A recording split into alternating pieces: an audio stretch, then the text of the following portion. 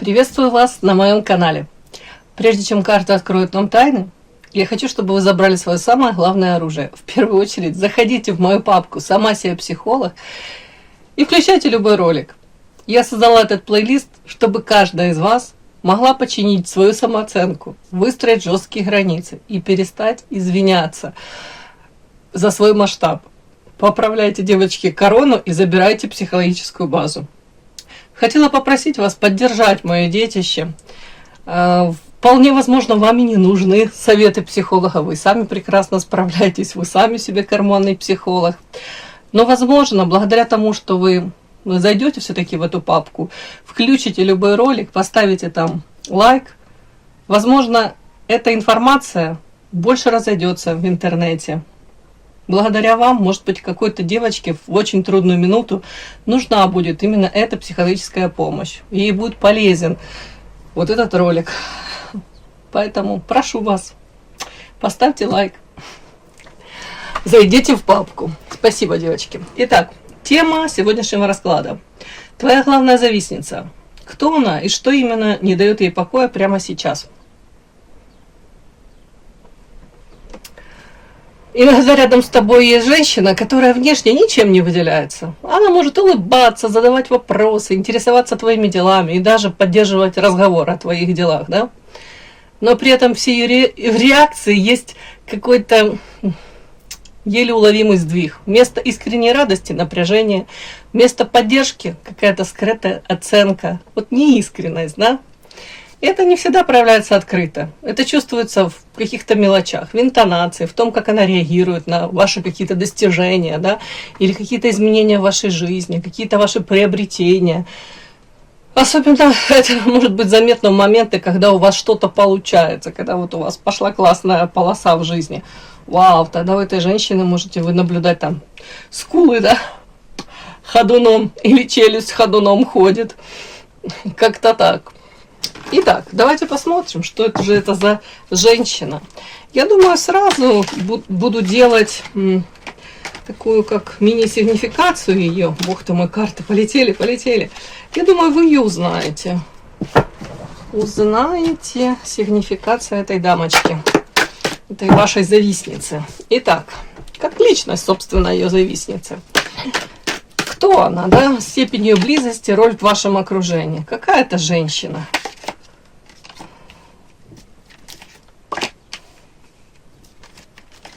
Кто она? Ну вот вышла карта Крадник. Уже ящик Пандоры, Крадник и первая карта Клевер. При любой возможности женщина старается энергию оттянуть. Карта, видите, иглы в сердце. Вот какой-то язвительный такой может замечание такое сделать. Ну, при любом желании может опять эту как иглу в сердце загнать. А ну, что это? Таро, ангел-хранитель, зелье. И что? И выбор. Интересные карты. Понятно, что ничего не понятно. Так, смотрим. Это ваша коллега. Это ваша подруга. Это ваша родственница. Интересно. Коллега. Нет. Подруга.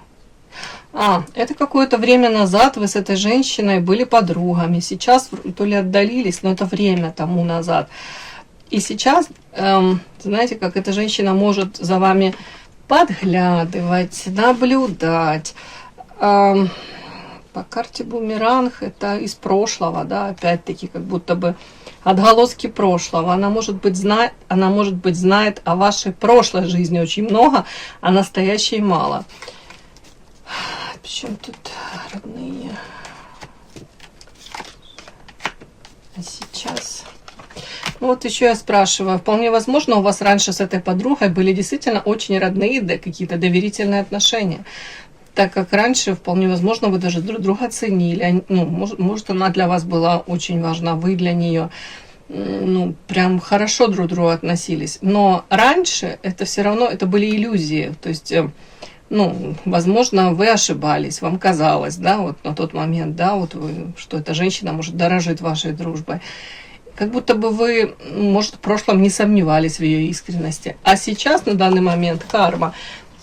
Тут те же бумеранги, как будто бы назад вам прилетают из прошлого по поводу нее.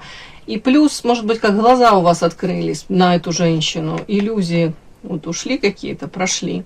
Розовые очечки эти разбились, да, уже смотрите совсем по-другому. Может, на поступки этой женщины, на ее проявление. Как будто тут рациональный мозг у вас включился, а вот, может быть, долгое время тут иллюзии, сердце, да, может быть, исключительно сердцем вы руководствовались при дружбе с ней. Ну, тут так мне. Также карма — это урок какой-то вы с ней проходите, с этой женщиной. Урок на что? Урок на то, чтобы научиться противостоять манипуляциям, не поддаваться на провокации и, может быть, отстаивать таки себя, да? Угу. Отстраняться, вот эти вот рамки, границы четко выстраивать. Не поддаваться, не быть удобной ни для кого, вплоть до того, что даже для этой, в том числе, женщины. Так, ну вот завистница, да, это она, получается, главная завистница. Это из прошлого женщина, которая вас много знает. Так, клевер, это же мы на нее смотрим, шансы, это она, какие-то шансы, шантаж, в чем это урожай? У этой женщины сейчас, я даже не знаю, как сказать, знаете, как повышенная активность. В каком плане? Ей хочется какие-то шансы по жизни, ей хотелось бы вот сейчас, может быть, знаете, как вторая, третья молодость, не упустить шансы в жизни. Не обязательно это личной жизни тут касается. Это в принципе касается того, что она там, может быть, там долгое время работала, не позволяла себе там каких-то, ну, не знаю, у кого-то это отдых, у кого-то какие-то развлечения, у кого-то это времяпровождение. А вот сейчас, вот не буду говорить, что я тут во все тяжкие прям тянет. Нет, но ей хотелось бы вот эту жизнь свою сделать максимально яркой, наполненной. Не хотелось бы ни один шанс упустить, вот так вот даже. При этом, скорее всего, от каких-то там стрёмных ситуаций, да, вот она воздерживается все-таки. Ящик Пандоры, ну, опытная уже женщина. Поэтому не буду говорить, что во все тяжкие. Нет, как будто бы, ну, все нормально у нее тут со здравой, может быть, с оцениванием какой-то ситуации здравой. При этом крадник, иглы. Но она сама по себе завистливая, в принципе завистливая. Скорее всего, тут даже мне показаны карты Таро. Ангел-хранитель, это как вы. О чем это? Знаете, скорее всего, вам уже не раз про нее вот какая-то информация, может быть, даже через Таро приходила. При этом, как ангел-хранитель, вас от нее отводит. Может, вы в разных уже городах даже находитесь, да? Разводит вас судьба. Уже не один раз она могла как-то так проявляться, и вы видели зависть, неискренность какая-то, вот тут такое что-то. При этом долгое время могла, знаете, как камуфлировать вот эту зависть, вот эти какие-то такие эмоции в отношении вас. Она могла скрывать за какой-то маской такой, ну, опять, дружественности, да, но при этом из каких-то мелочей у вас четко идет вот такое, как фанила, ощущение, ну, не искренно. Ну, что-то такое. Как будто бы от нее вы можете ждать уже и не очень хорошего чего-то. Так, зелье, выбор, это выбор перед ней. Ну вот опять, вот выбор у нее, тут шансы, и вышла карта шабаш. Тут выбор у нее, множество дверей, и опять-таки карта шабаш. О том, что действительно она хотела бы максимум забрать, ну я не говорю там прям урвать, но максимум взять от жизни, может быть от людей даже, с которыми там ее судьба сводит. Ну, крадник не зря все-таки вышла эта карта. Брать, потребитель такой, можно сказать по-другому, да? Ну, потребитель, скажем так. Давать не факт, а вот брать с удовольствием. Причем тут карта зелья. Ангел-хранитель, карта крест. Антрио. Не удивлюсь, если у нее в личной жизни были такие не очень хорошие времена. Тут какие-то треугольники, карта крест. То ли с женатыми могла связывать свою жизнь, то ли пострадать от этих любовных треугольников. Все-таки карта трио, развилка, крест.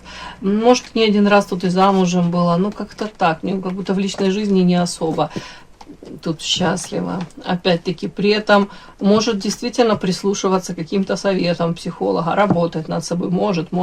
Тут также карта Таро. Может даже увлекаться эзотерикой. Те же расклады смотреть, прислушиваться к чему-то, да, в этих раскладах. Вот такая какая-то женщина мне вышла. Ваша бывшая такая подружайка. Довольно-таки активная она. Целеустремленная, как хваткая. Знаете, как схватит, уже никому ничего не отдаст. Ее, не ее схватит, не отдаст. Выбор. Хотела сказать, вижу цель, не вижу препятствий, но, скорее всего, это в прошлом она так в отношениях с мужчинами так себя вела. А сейчас она, может быть, сдерживается даже. Инициативу. Карта крест. Она уже как будто бы много раз какую-то инициативу проявляла, и ничем хорошим это не заканчивалось. Ей хотелось бы сейчас, чтобы больше за ней мужчины как бы ухаживали, проявляли инициативу.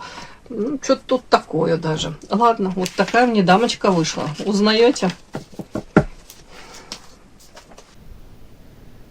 Подпишись на канал и поставь лайк. Теперь смотрим, как эта женщина проявляется. Через дружелюбие, интерес, псевдоподдержку, как она проявляется. Следующее. Какие именно твои действия или качества ее задевают, да? Ее так триггерит, да?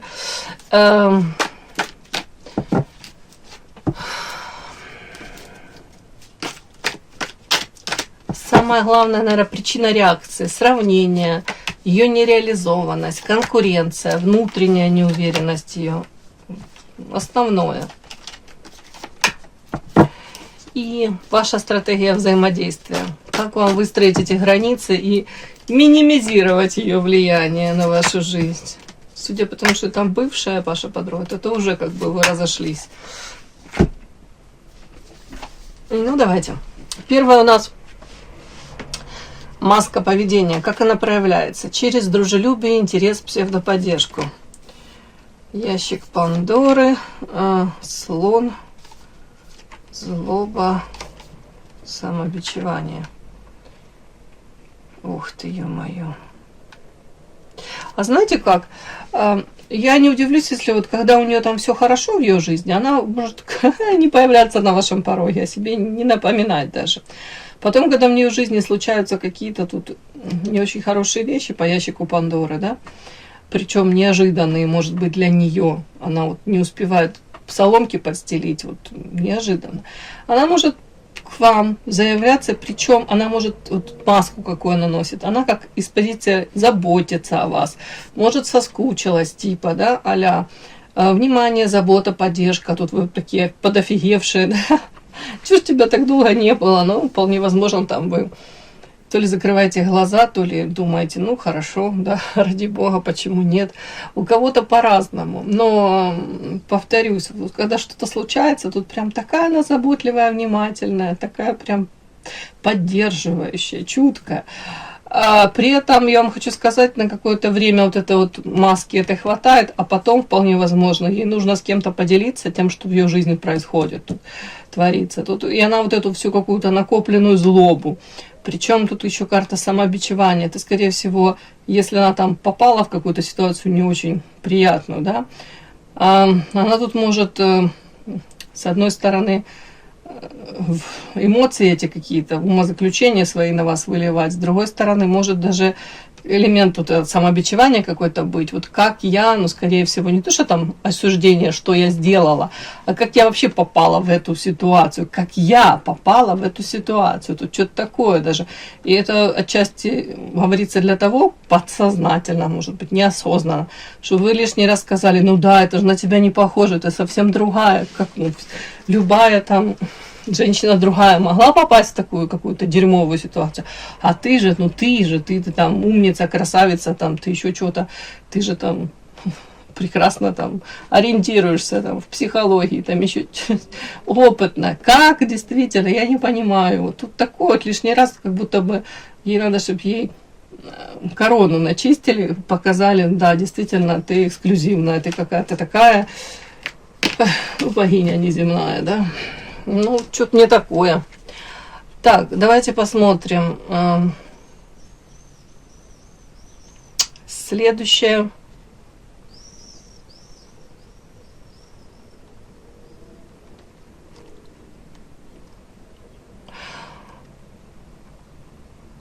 Какие именно твои действия и качества ее задевают, да?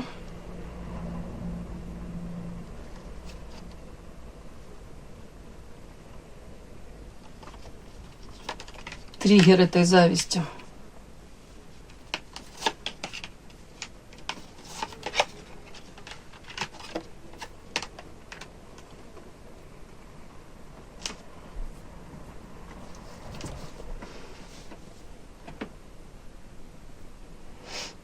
Ну, по этим картам я вижу, как вам сказать, для нее более важно, чем для вас, общественное мнение.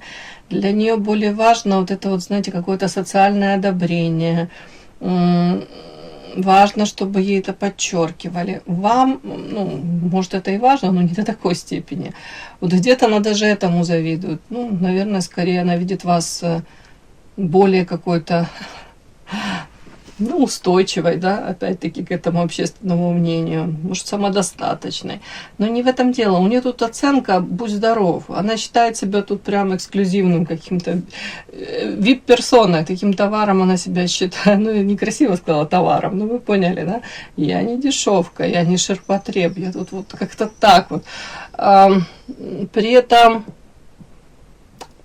завидует. У кого-то это личная жизнь отчасти, да, но даже не это. Я сейчас пытаюсь понять, чему она завидует. Тут скорее, знаете, такая женщина, у которой могут быть дела действительно идти во многих там сферах лучше, чем у вас, но она всегда найдет чему позавидовать. Вот тут как-то так. Тут даже, знаете, вот допустим, карта метла это как сплетни, да. То есть вы, в принципе, могли там чем-то поделиться с ней. Это даже еще на уровне ваших планов, мечт, да. И она уже вот этой вашей мечте какой-то могла позавидовать. И я вам хочу сказать, вот она действительно может отравлять и ваше существование, и даже реализацию ваших мечт. Я бы на вашем месте с ней вообще ничем не делилась бы, да, тем, что вы там в проекте, о чем мечтаете, о ком мечтаете. По поводу личной жизни, вполне возможно, завидуют, если у вас есть мужчина, который вас любит, о вас заботится, этому завидуют. При этом я не удивлюсь, если она всячески может, знаете, как-то такой типаж есть женщин, которые вроде и дружит, да, вот у нас с подружкой, но при этом сможет строить глазки ее супругу, допустим. Но вот какой-то такой типаж, вот, знаете, ей очень важно вот это одобрение, ей важно, чтобы, допустим, даже ваш мужчина сказал: о, ну, симпатичная у тебя подружка, или о, ты похорошела, такой, вот что-то такое им, ну, подружке сказал там. Вот как-то ей важно это.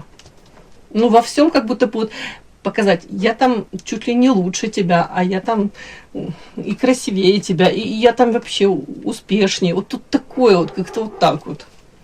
Ну, не сами такое считывается. Настроит отчет. Ну, опять, тут влюбленный, тут карта Эрос, это в чем? Бумеранг, сила, зависть.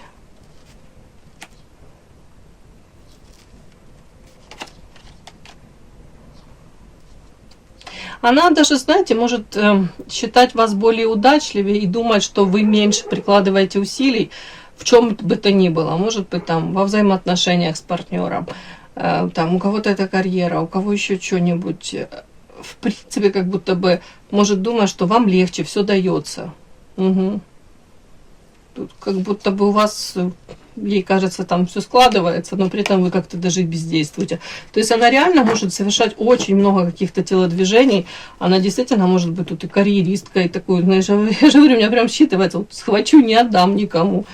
Ничего не отдам. Но при этом результаты ее могут не устраивать. Скорее всего, какие-то ваши там известия, новости позитивные, да, вот это вот ее сразу же в моменте. Оно, может, ей не нужно. Вот, ну, допустим, ваша какая-то победа, удача, если применить в ее жизни, это ничего, это пустяк, ну, да, ну, а она все равно даже вот этому позавидует в моменте. И вы это прям прочувствуете. Видите, вот женщина сама настроит, черная какая-то идет такая туча из ее головы, какие-то тут дым, туча, какие-то черные птицы летают. От нее как будто вот этим фонит всем. Ты думаешь, блин, да чему завидовать? Ну, как-то найдет чему. Такой человек какой-то. Так, давайте посмотрим. Причина ее реакции, да? Сравнение, нереализованность, конкуренция, внутренняя неуверенность. Но опять-таки талисман. Следующая карта подклад, бездействие и карта сад. Вот опять-таки тут такие карты. Сравнение 100%. Она опять-таки считает, что вы более удачливы. По карте талисман. Вам, может, везет. У кого-то она считает, что там, допустим, если там, пример привожу, да, вам там от бабушки досталась какая-то недвижимость. Пусть это даже однушка какая-то будет там. Вот это будет у нее черная зависть, а я себе работала, я заработала, я себе там прикладывала усилия. Хотя вы также можете работать, вы также можете там бизнес какой-то свой создавать, также ночами не спать. Или же там у вас помощь по дому, ваш муж там, да, вам помогает. Вот это тоже может быть там в моменте. Вот, а мне муж не помогал, хотя потом может выясниться, что в это время ее муж зарабатывал хорошие деньги, и они там чуть ли не каждую неделю там могли разъезжать по курортам, по каким-то. Но вы понимаете, вот такое, как будто бы вот у нее в жизни очень много всего было интересного такого. И ей очень важно этим было в свое время, может быть, хвастаться. Или сейчас она этим хвастается. Вот как будто бы на достояние публики ей важно это выносить. Но при этом вот какие-то нюансы она подмечает у вас и, может быть, тут же завидует. У нее такого не было. Хотя у нее может быть совершенно другое, то, чего и у вас не было. Но вы поняли, да, вот как-то. И такой нюанс, вот как будто вы бездействуете, и вам все, приходит. Опять-таки по карте сад, где-то вашей реализованности, где-то это вашему, у кого-то даже не то, что там образ жизни в обществе, а в принципе вас могут любить, принимать, хорошо к вам относиться. Я не удивлюсь, если ее так, знаете, на вытянутую ручку, искренне вряд ли ее любят. Почему? Потому что, повторюсь еще третий раз, от нее фонит вот этой неискренностью. Но все равно же люди это считывают. Вот как-то так. И она говорит, я столько сил прикладываю, допустим, меня любили, да, я не думаю, что ей прям любовь нужна, ей нужно признание вот этой общественности, чтобы ее к себе подпускали, она чувствовала себя такой значимой, она, может быть, и чувствует себя значимой, но, опять-таки, она также считывает, что в ответ люди симпатию к ней не проявляют. Так, как выстроить границы и минимизировать ее влияние? Карта книга, иллюзии, затмение, кровь. Угу. Вам тут предлагают полистать книги, да, набраться какой-то информации еще, наверное, может быть, как противостоять манипуляциям, как выстраивать это прям какие-то защитные механизмы, да, в общении. Предлагают вам избавиться от иллюзий по поводу нее окончательно. У кого еще тут сохранились какие-то иллюзии. Вот если вы даже начнете там увлекаться, да, опять-таки в психологии, себе там начитывать, какие бывают манипуляции. Думаете, вот такое она применяла. Если в другой момент, дабы не вызвать паранойю, я бы сказала, да нифига она там, может, ничего не применяла, то тут вам говорят, вот точно, вот ты прочитаешь, и это правда будет, это то, что она применяла в отношении вас. И это как будто бы должно последние ваши иллюзии развеять. У нее такой вообще как склад, не знаю, не буду говорить характера, да, просто она так ей удобно, выгодно, так прокатывала, она так себя вела. Тут потребитель, такой махровый потребитель, который умеет манипулировать. При этом, он говорят, побыстрее от этих иллюзий окончательных избавиться, дабы ее к себе и дальше не подпускать, как-то затмение, потому что может быть какой-то очень непростой период в вашей жизни. И если вы до этого периода не выставите для себя, по крайней мере, в голове точечки над «и», вы не поймете, с кем вы имеете дело, то вы можете, тут у кого-то прям, пострадать, не пострадать, давайте так. Тут может быть какая-то такая ситуация, которая, если вы сейчас до конца не поймете, кем она является для вас и чего от нее ждать, то в какой-то очень трудный период вашей жизни может быть так сложится ситуация, вы там можете то ли на нее рассчитывать, то ли она-то как-то в вашей жизни появится. Но по факту тогда ее влияние еще хуже на вас отразится. Как-то так не идет. То есть как будто обезопасить себя нужно. Самой для себя, может быть, сказать, я не буду ей доверять, я вижу ее неискренность, я уж точно не буду никакие строить планы, в которых она там будет фигурировать, да? Что-то тут не такое идет. Так, минимизировать влияние. Отдаление. Тут на вытянутую руку. Отдаление, звезды — это холод, отдаление — это какие-то общие фразы, это в разговоры, может быть, ни о чем. Как-то так. Не подпускать близко, ни в коем случае. Да, опять вышли карты. Воздух, охлаждение, так как будто бы просто, может, корректно, вежливо, но при этом на постоянной основе. Держим дистанцию. И с точки зрения психологии, зависть, она возникает как реакция на сравнение. Тут 100% тоже есть сравнение. Она сравнивает свою жизнь с вашей. И кажется, что, может быть, вы то ли золотой, или серебряной ложечкой во рту родились, да, у кого-то, в принципе, найдет за что позавидовать. Да. При этом человек, она ощущает дефицит, может быть, ресурсов, признания или внутренней удовлетворенности. Я думаю, что тут все вместе. И при этом объект зависти, в данном случае это вы, становитесь таким своеобразным зеркалом, в котором отражается собственная какая-то нереализованность. Повторюсь, тут для нее важно это уважение, почитание прям в каких-то глазах общественности, да, социума. Может быть, даже ей бы хотелось, чтобы ей завидовали, даже так, она так это все считывает. И при этом хотелось бы, чтобы и к ней классно относились, и любили, уважали, а этого ей не дают. А ей кажется, вас любят, принимают. Наверное, вы более искренне. Я думаю, вряд ли вы так себя ведете, как она.